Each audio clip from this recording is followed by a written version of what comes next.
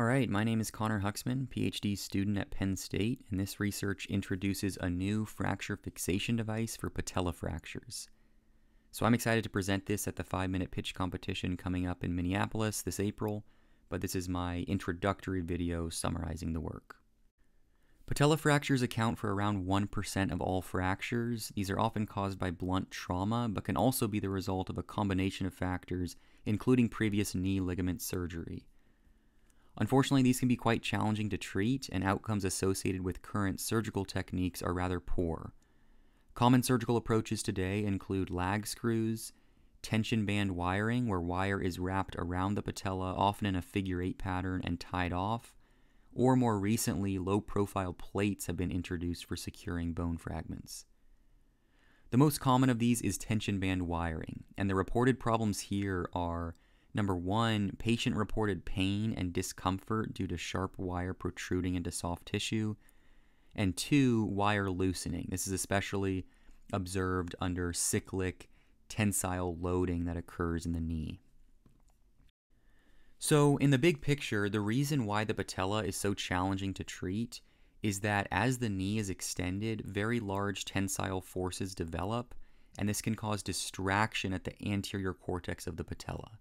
So the question is really, how can we design something that's low profile, but can generate compression between bone fragments and specifically prevent loosening anteriorly?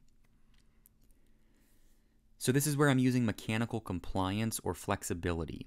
I've looked at this problem for bone healing in general, and for primary bone healing where interfragmentary compression is required, we can pre-tension or stretch devices so that they deliver this bone-to-bone compression as they attempt to return to their resting state.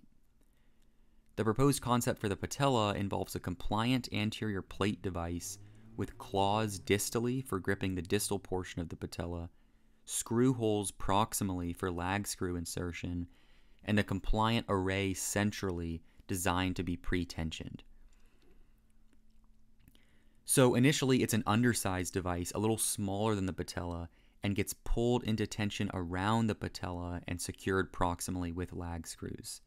So the hypothesis here is you can get compression concentrated anteriorly and then additional compression generated centrally via the lag screws. This work involved first looking at the design of the compliant mechanism, running many different simulations of compliant arrays, varying the number of segments in the array and the thicknesses of the flexible members. This generated multiple designs that allow for various levels of pre-strain without exceeding the max allowable stress. And then our main analysis was in a 3-dimensional finite element simulation of a transversely fractured patella.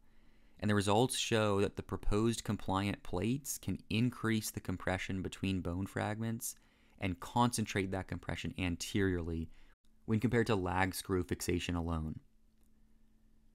So, under large tensile forces, this has the potential to maintain compression and mitigate anterior loosening.